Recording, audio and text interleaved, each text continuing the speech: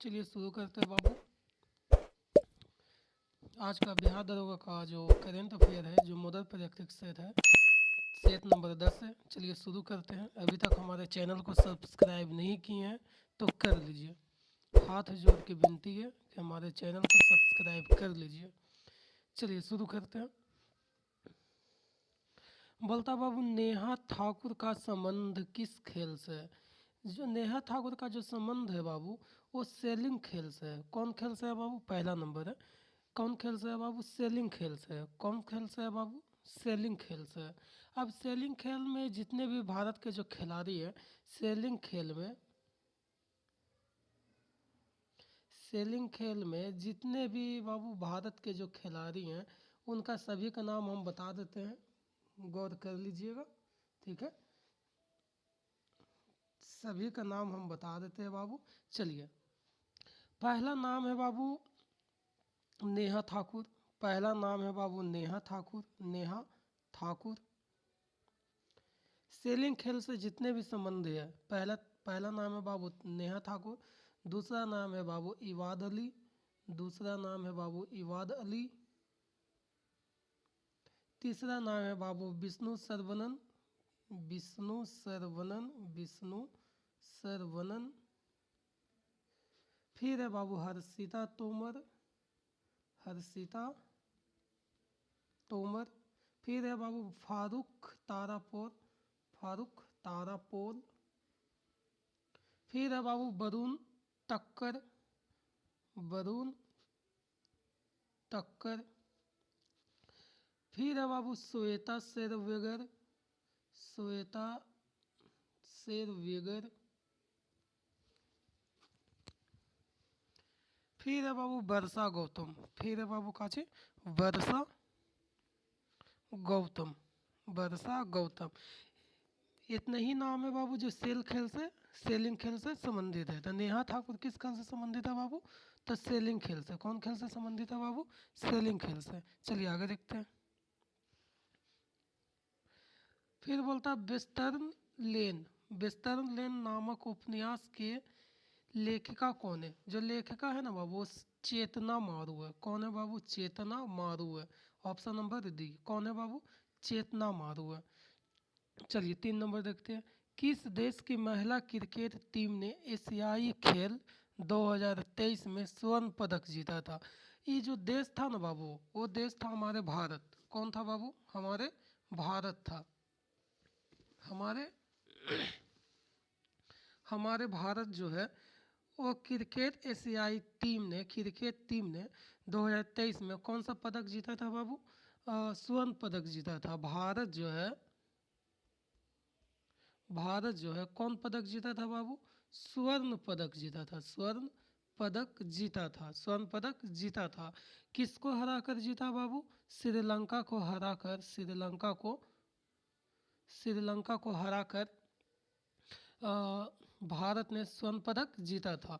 ये कितने रन से हराया था बाबू? तो 19 रन से हराया था। कितने रन से हराया था बाबू? 19 रन से हराया था। ठीक है, 19 रन से हराया था। चलिए आगे देखते हैं।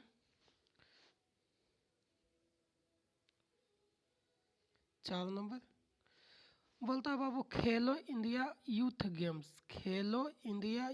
गेम्स 2022 में किस राज्य की टीम ने वाटर स्पोर्ट, कैनोइंग और काइनिंग में सभी 4 गोल्ड मेडल जीते हैं?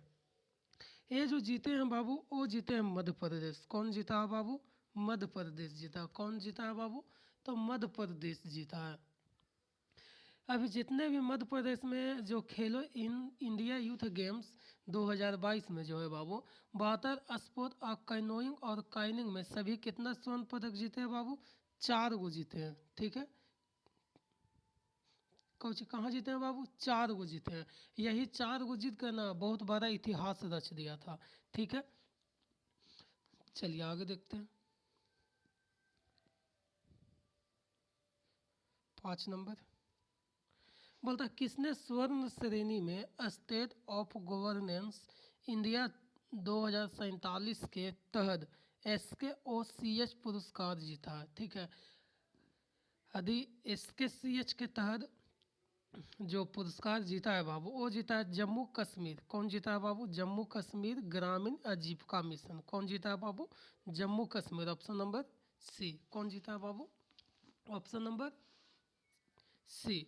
अब बोला जाता है ना कि इसको गोल्ड श्रेणी में रखा गया था। कौन श्रेणी में रखा गया था बाबू? तो गोल्ड श्रेणी में। ठीक है, गोल्ड श्रेणी में रखा गया था। इसको जो ऑफ गवर्नमेंट इंडिया 2047 के जो इसके जो थीम के तहत जो जीता गया था, थीम जो होता है ना, थीम के तहत स्काउट पुरस्कार जीता था। स्काउच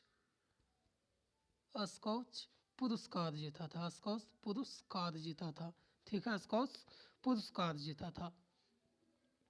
चलिए आगे देखते हैं। बोलता है 2023 में लिपजिक पुस्तक पुरस्कार किसने जीता? लिपजिक की ना बात कर रहा है बाबू। देखो देखो 6 नंबर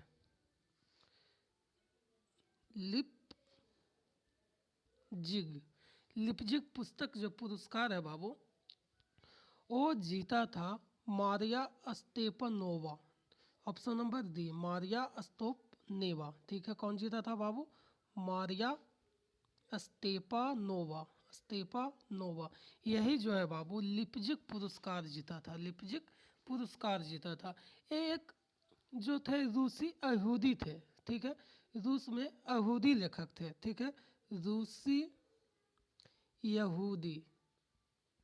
यहूदी लेखक थे मारिया स्टेपानोवा। ठीक है, यही जीता था काची बाबू? लिपजिक पुस्तक पुरस्कार जीता था। ठीक है, ये जो कविता जो था बाबू, जो कविता थे girls without cloth, girls without cloth, इसके लिए ही काची जीता गया था बाबू? लिपजिक पुस्तक पुरस्कार जीता गया था। गर्ल्स विदाउट क्लॉथ के द्वारा का जीता गया था बाबू? लिपजिक पुरस्कार। और कौन जीता था बाबू? मारिया स्टेपनोवा। चलिए आगे देखते हैं। 7 नंबर बोलता है निम्नलिखित कथनों में कौन सा कथन सत्य नहीं है? ठीक है, कौन सा कथन सत्य नहीं है? देखिए, यदि ध्यान से देखिएगा तब। ठीक है, ऑपरेशन पहले शुरू से देखा जाता। ऑपरेशन सुकून बिल्कुल एक गलत है। ठीक है, ऑपरेशन जो सुकून है 2006 में लेबनान से जीता था। ठीक है, लेबनान से जो भारतीयों जो जितना भी भारत के जो नागरिक फंसे हुए थे उसको बाहर निकाला गया था। कहाँ से निकाला गया था बाबू? तो लेबनान से। लेकिन यहाँ काची है बाबू? इराक है। तो ऑप्शन नंबर ए।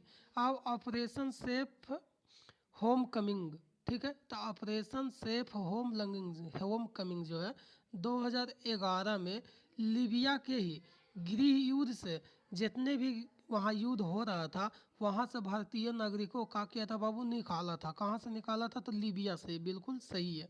फिर बोलता ऑपरेशन राहत। ऑपरेशन जो राहत है बाबू 2015 में, ऑपरेशन राहत जो है 2015 में अमन में जितने भी भारतीय फंसे हुए थे, अमन में जितने भी भारतीय नागरिकों का किया था बाबू? ये निकाला था। तो ऑप्शन नंबर सी भी बिल्कुल सही है। फिर आता ऑपरेशन देवी शक्ति। ऑपरेशन देवी जो शक्ति है 2021 में अफगानिस्तान से निकाला था। अफगानिस्तान में जितने भी भारतीयों को फंसे हुए थे वो निकाला गया था। तो ऑप्शन नंबर ए बिल्कुल गलत है। तो यही क्या हो जाएगा बाबू? सही हो जाएगा। चलिए आगे देखते हैं दोस्तों। 8 नंबर में बोलता है भारत का पहला एग्री चैटबॉट अम्मा कुरुसाई किस राज्य केंद्र शासित प्रदेश में लॉन्च किया गया? ठीक है, तो देखिए ये जो लॉन्च किया गया था बाबू, ये जो लॉन्च किया गया था ना, समझिए ये जो लॉन्च किया गया था वो एक केंद्र शासित प्रदेश में नहीं लॉन्च किया गया था बल्कि एक राज्य में लॉन्च किया गया था। ठीक है, यहाँ देखिएगा जो लॉन्च किया गया था पहला एग्री चैटबॉट। ठीक है, पहला एग्री चैटबॉट अम्मा कुरसाई। ठीक है, हम यहाँ पे लिख देते हैं सिर्फ अम्मा कुरसाई। ठीक है,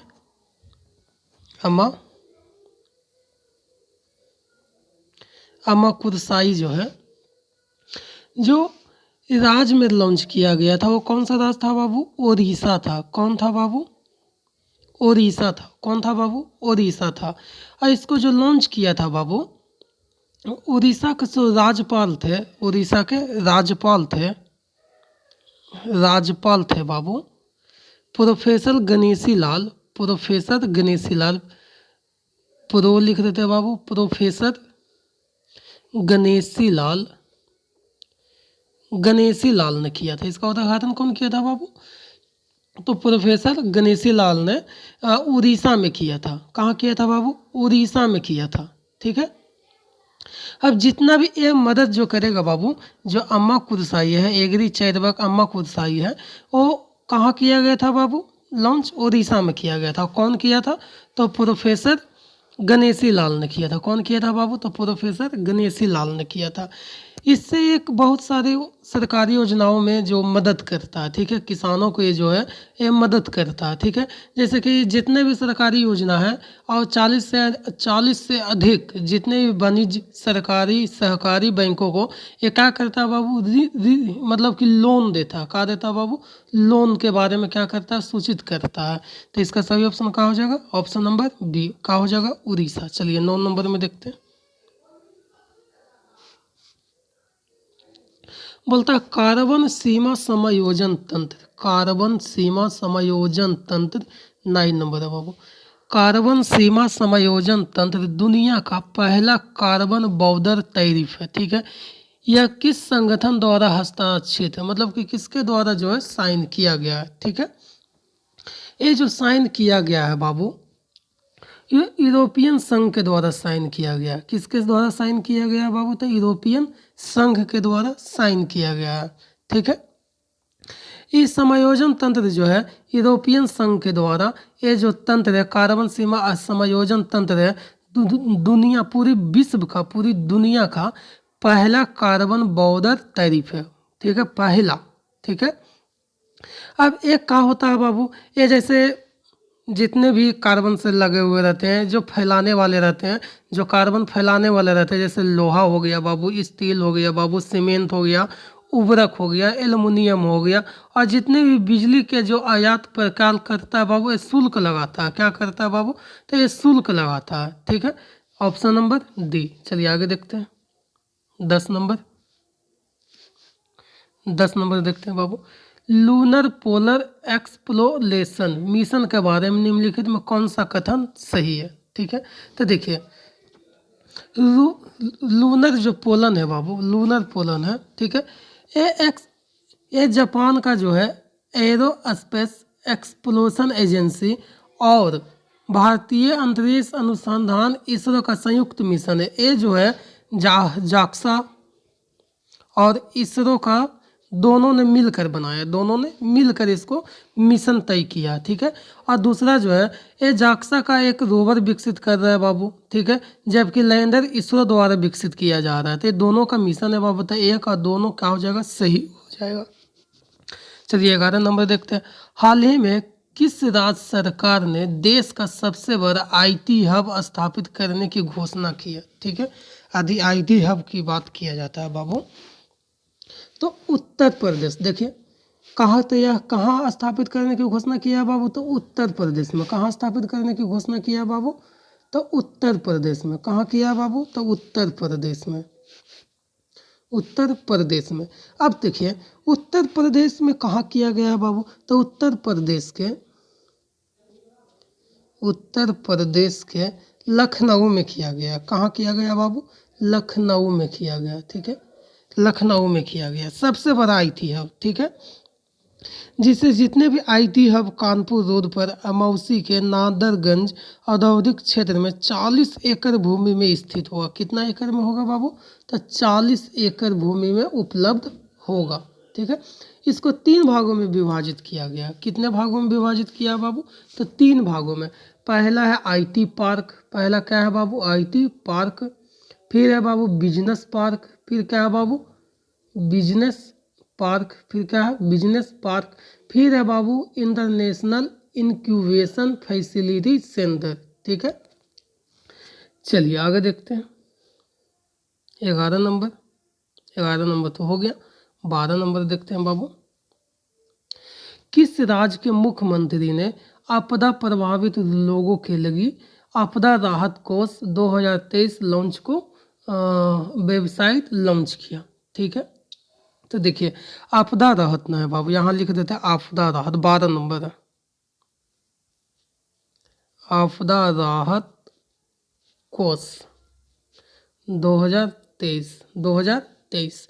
ये जो है 2023 जो है बाबू वो हिमाचल प्रदेश में लॉन्च किया गया था। राज्य है बाबू कहाँ? हिमाचल प्रदेश, HP कहाँ है बाबू? हिमाचल प्रदेश। इन्हीं का जो मुख्यमंत्री है बाबू, मुख्यमंत्री जो है थे सुखविंदर सिंह सुक्खू, सुखविंदर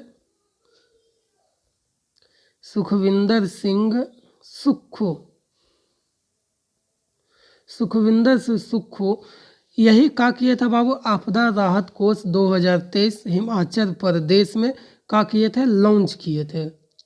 ठीक है, कहाँ किए थे लॉन्च? हिमाचल प्रदेश में। तो ऑप्शन नंबर डी, 12 के ऑप्शन नंबर डी। चलिए आगे देखते हैं। 13 नंबर है बाबू, बोला सेमीकॉन इंडिया सम्मेलन, सेमीकॉन इंडिया सम्मेलन 2023 किस शहर में आयोजित किया गया? देखिए ये जो शहर है ना, सेमीकॉन इंडिया जो 2023 जो शहर है वो दिल्ली में आयोजन किया जाएगा। कहाँ किया गया था बाबू? तो दिल्ली में। कहाँ किया गया था? तो दिल्ली में। अब देखिए इससे क्या होता है, जैसे संचार हुआ, इलेक्ट्रॉनिक्स हुआ और सूचना प्रौद्योगिकी हुआ और रेलवे मंत्री अश्विनी वैभव ने, देखिए इसका जो आयोजन है बाबू, रेलवे मंत्री, कौन मंत्री? रेलवे मंत्री अश्विनी वैभव ने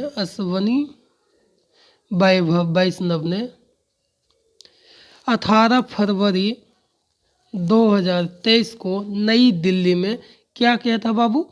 सेमीकॉन इंडिया सम्मेलन 2023 को आयोजित किया गया था। ठीक है, 2023 को आयोजित किया गया था। अरे किसके द्वारा आयोजित किया जा रहा था बाबू? तो इंस्टीट्यूट ऑफ सप्लाई मैनेजमेंट यानी ISM द्वारा क्या किया गया था बाबू? किया जा रहा था।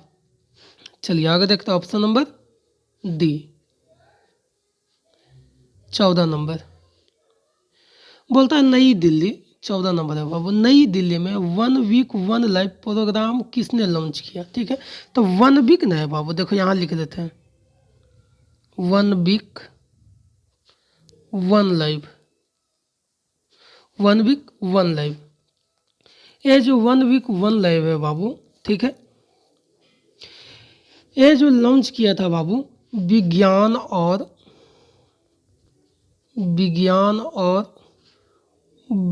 प्रौद्योगिकी मंत्री डॉक्टर जितेंद्र सिंह ने किया था। कौन किया था बाबू? डॉक्टर जितेंद्र सिंह ने किया था 1 वीक 1 लाइफ।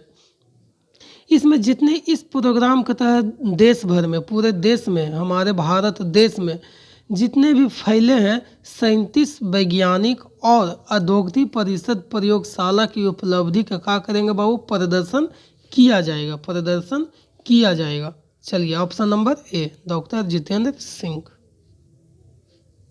15 नंबर बोलता भारत में महिला और पुरुष 2022 रिपोर्ट के संबंध में निम्नलिखित में कौन सा कथन सही है? तो देखिए इस रिपोर्ट के अनुसार भारत का जो लिंगानुपात है बाबू, जो लिंगानुपात था, जो दोनों मतलब कि रिपोर्ट के अनुसार 2022 के रिपोर्ट के अनुसार जो लिंगानुपात 2011 के था वो जो था 943 से सुधार कर कितना हो गया 2036 तक कितना हो जाएगा बाबू? तो 952 हो जाएगा। ठीक है, बिल्कुल सही है। अब फिर 21-22 में जितने भी श्रम बल भागीदारी दर पुरुषों के लिए जो है 77.2 से महिलाओं का कितना है बाबू? 32.8। दोनों का दोनों क्या है बाबू? बिल्कुल सही है। चलिए आगे देखते हैं। 16 नंबर बोलता है सुप्रीम कोर्ट ने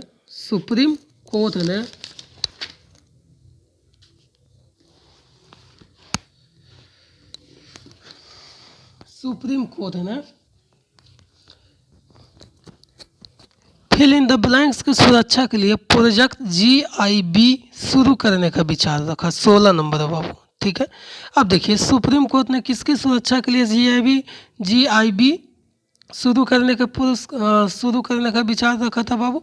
तो ये जो विचार रखा गया था, ग्रेट इंडियन वस्त्र की सुरक्षा के लिए क्या किया था बाबू, प्रोजेक्ट जीआईबी शुरू करने का विचार रखा था। Option number D.